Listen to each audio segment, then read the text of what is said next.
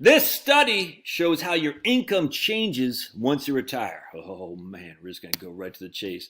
We got my man Peter Brady and Stephen Bassale. So Stephen Bassale and Peter Brady. Remember the Brady Bunch episode where Peter Brady got the measles? Yikes. Remember they quarantined him? And, Carol and Michael and Alice, they said, stay. What did they put him? They put him downstairs like Andrew Cuomo. Remember that? And Jan knows, oh my goodness, wrong. And blah, blah, blah. Remember that? Look up the Brady Bunch episode, Brady Bunch measles on YouTube. You'll get a kick out of that because it's funny. So this from the Dateline May 2023 from the ICI, Investment Company Institute, which is basically the trade group for mutual funds, ETFs, whatnot. When I'm 64 or thereabouts, changes in income from middle to old age, and I'm just going to cut to the chase. We find that the typical individual maintained more than 90% of their spendable age 55 to 59 income.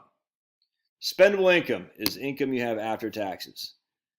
So the income you have after taxes, we find the typical individual maintained 90% of their spendable income, the income that they had when they're 55 and 59, through age 72. 55 to 59 is generally your most earning career time. And yet the typical individual maintained 90% of their spendable income even when they're 72 years old. And again, spendable income. The income available to spend after paying taxes and saving for retirement. What they do, they use administrative data. They're using literally tax data. And they're following a cohort from the year 2000 to the year 2017. They're saying they're 55 now, they're 72 later. They actually look at individual tax returns. They don't identify like scandalous tax return, but they look at individual tax returns. Let's just keep going. This study used admin tax data to answer two questions about retirement in America. First, how does spendable income change as workers transition into retirement? Again, spendable income, the income available to spend after paying taxes and saving for retirement. All right, so how does spendable income change once a worker transitions to retirement? Second, how does the composition of income change during this transition as workers move from relying primarily on earnings to relying primarily on Social Security benefit and retirement plan distributions and other income? The belief that the U.S. retirement system produces inadequate retirement resources based largely on research projecting that most Americans will not accumulate enough resources for retirement.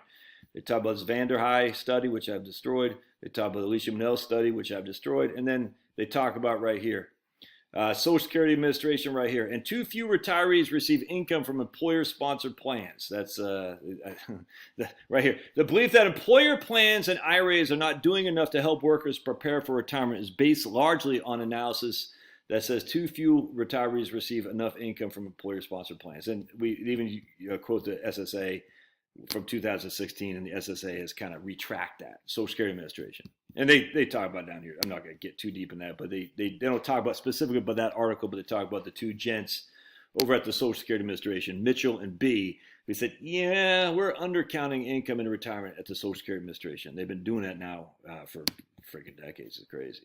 All right, let's keep going. We follow a cohort of individuals through the transition into retirement and analyze changes in the amount and composition of their income. Specifically, we begin with a representative sample of people 55 years old in the year 2000 and follow all the way through. We follow all who survived through until 2017. Remember what happened in the aughts. 2000 to 2010 was a bad decade, and yet we're still following those people. And yet the answer that still comes to my mind, we find that the typical income individual maintained more than 90% of their spendable income from when they're in their 50s, which is when they're making the most money possible. Our panel sample includes well over 100,000 households. 100,000. In addition, unlike household survey data, attrition from the sample is not an issue. Why? Because individuals remain in our panel regardless of whether they filed tax return or not. Crazy. Here's where the rubber hits the road. We find that the typical individual maintained more than 90% of their age 55 to 59 spendable income through age 72, with 20% having over 125% of their spendable income from what they did when they're 55 through 59. And 25% having 67% or less.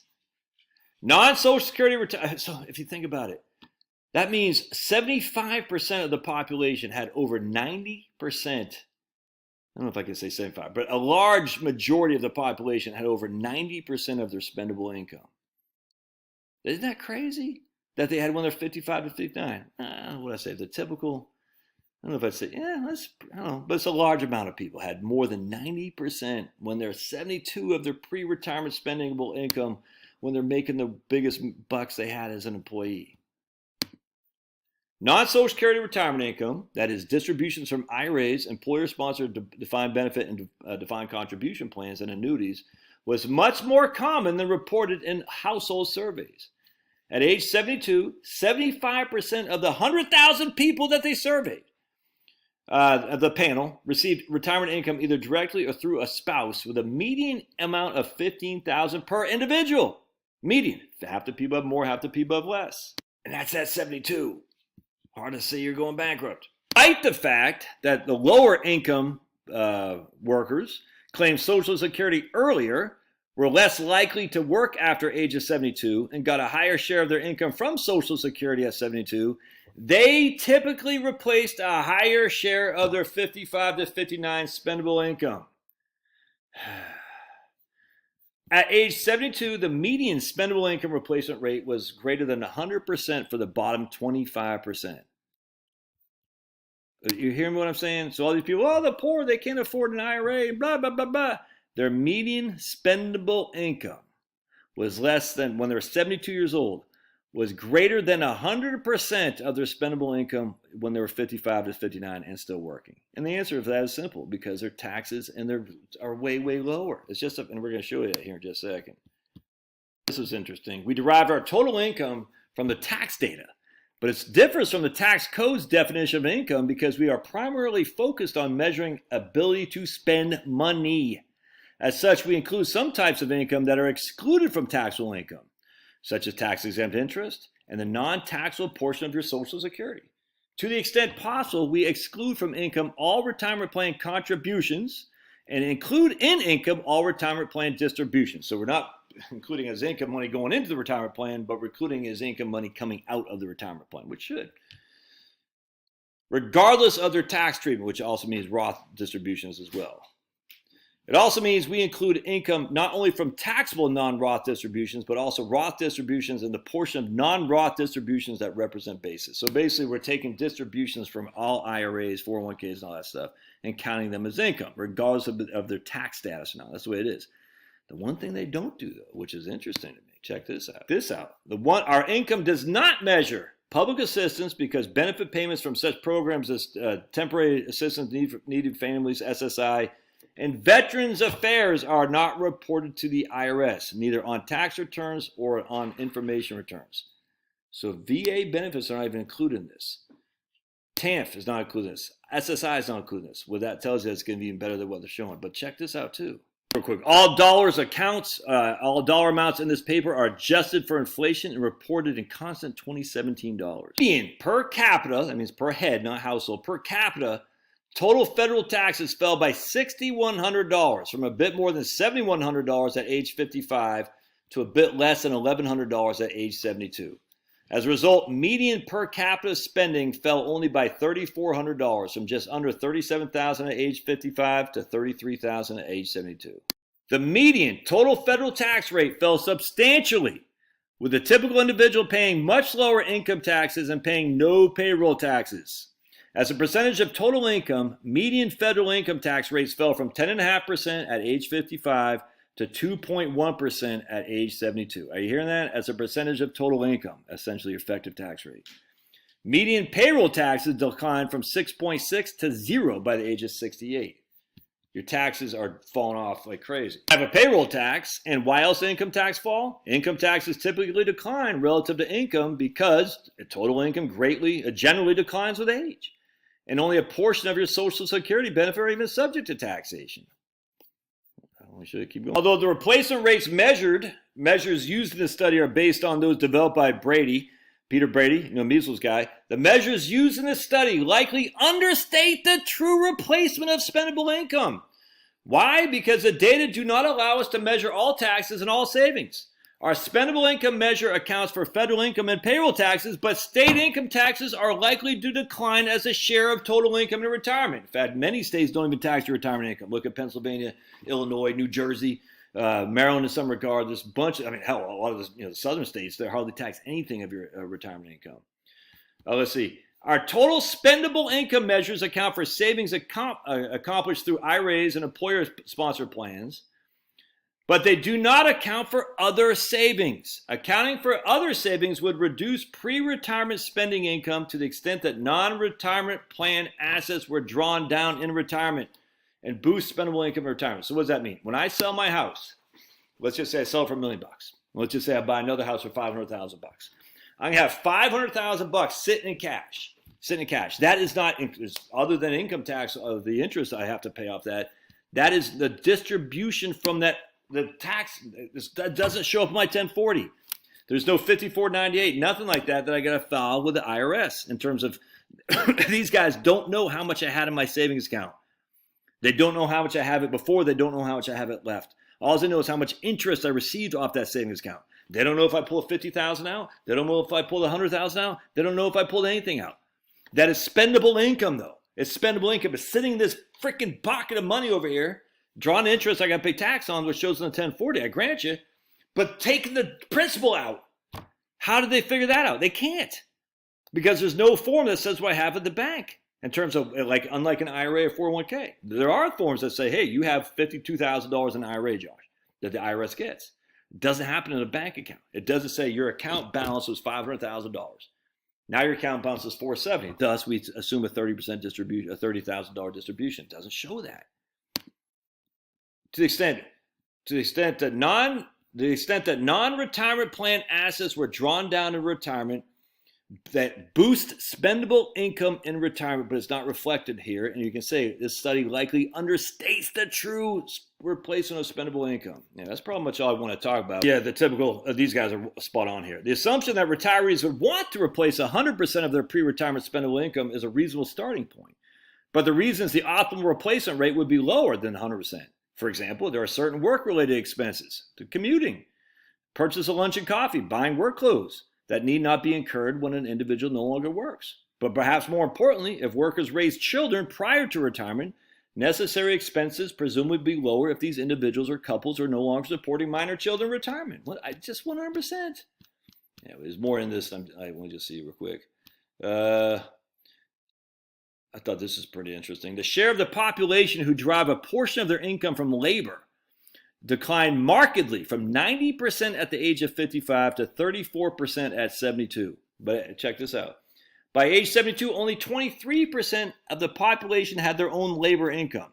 So while 34% derived a portion of their income from labor, about a third of that was because essentially the husband's working and the wife is not.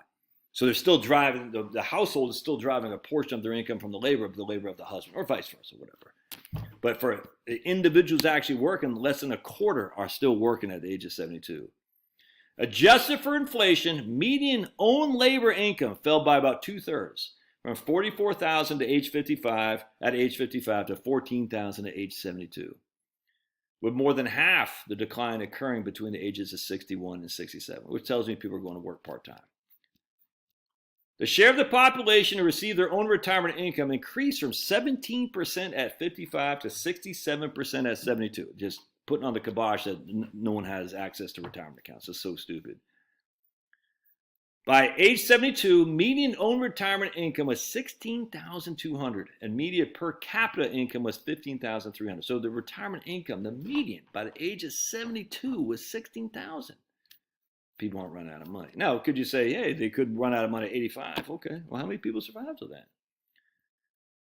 By age 72, only 16% of 72 years old only had their income as Social Security. That's it.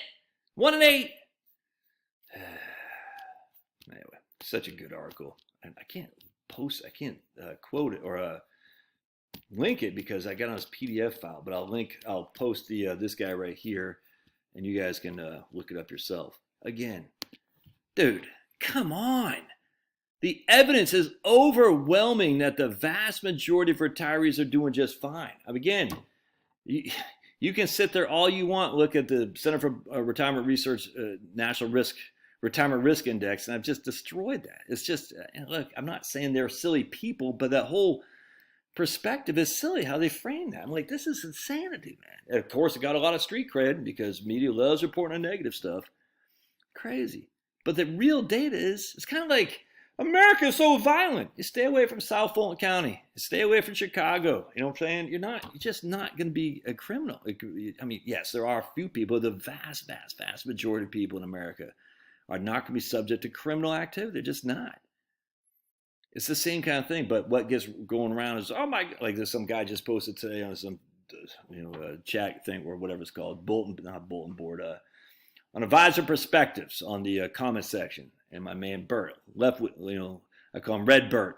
He said, don't you know, Josh, that someone fled El Salvador because a mayor got killed, and so El Salvador is so violent. And I said, well, that's weird because El Salvador, the vast majority of young people are quite happy in El Salvador. They, according to the Google study, the Gallup study.